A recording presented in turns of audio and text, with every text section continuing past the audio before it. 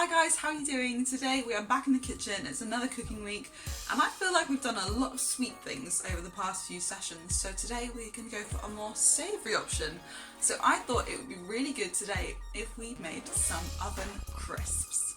So let's do it! First of all, I'm going to peel my potatoes.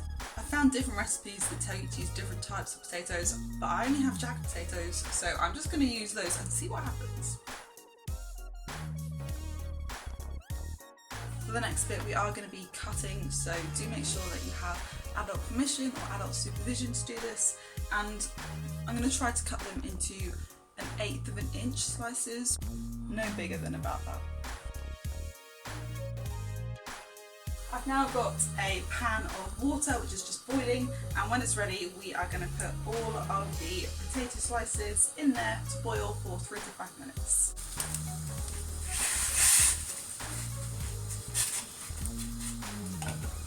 I've just lowered the potatoes in just to make sure that the boiling water doesn't splash. I just left those for a minute to drain really well in the sink. Meanwhile, I'm going to get a bowl and start to put in all of my spices and flavours. Let's put in the potatoes. There we go. I'm going to add in some salt, also some pepper, paprika, and some olive oil. Now we can transfer them to the baking tray.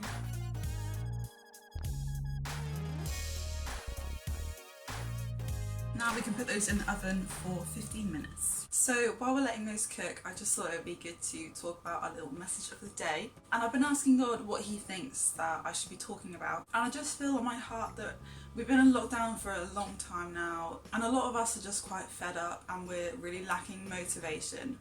Where is the motivation to do anything? I can't be bothered. I don't want to do this, I don't want to do that. And those things are understandable because these times are really hard. But I'm reminded of the Easter story when Jesus knew that he was going to be crucified, and he is praying to God the Father, and he says in Matthew 26 verse 39, "Going a little farther, he fell with his face to the ground and prayed, 'My Father, if it is possible, let this cup be taken from me.'" And what he's asking there is for another way that things can be done. He knows that crucifixion, the death on a cross, is going to be painful. He knows that there's going to be a lot of trauma and agony and humiliation involved. And he just breaks down. He does not want this to happen, and he prays to God, "Lord, you're the one in control here. If there is something else that can happen, let this situation not be my situation. Let this cup pass away from me." And that's how a lot of us feel right now. I don't want to go back to school. What's the point? Let that cup pass away from me. I don't want to be stuck at home all day. I want to go out and just see my friends. Let this cup pass away from me. I don't want all my tests and exams to be different right now. I was prepared for the system that was in hand. Let this cup pass away from me. But there's actually a second bit to the verse that I just read you. Jesus does ask, "Lord, if it possible, let this cup be taken from me." But he also says, "Yet, not as I will, but as you will."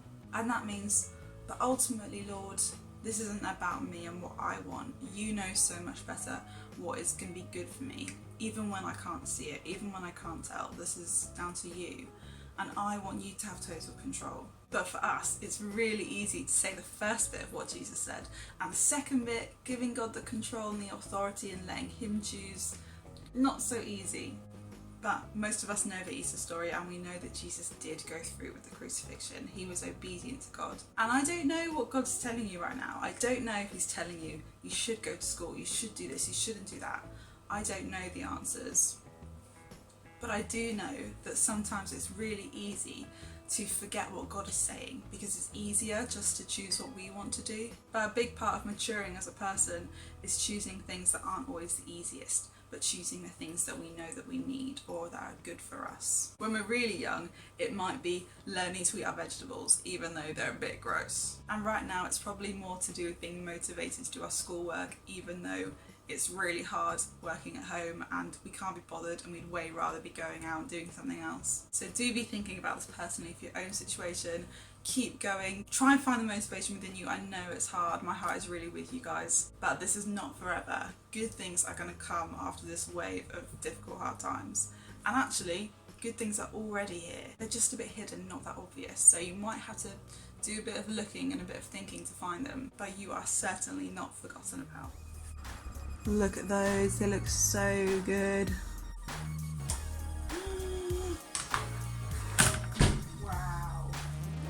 Here we go, look at those, they look so good. Some of them when they came out the oven was slightly limp on certain flip. So then I actually grilled them for a little bit just to toast them up a bit, and now they are ready. Got myself a little pot of dip as well, so let's test it. Did you hear that crunch? Wow. Here we go, this is the ultimate crispy one. And they just taste a bit more healthy than like normal crisps, and so much more satisfying when you know that you've made them. If you guys do end up making these at home, I hope you have loads of fun doing it and hope they turn out great, and I will see you in the next video.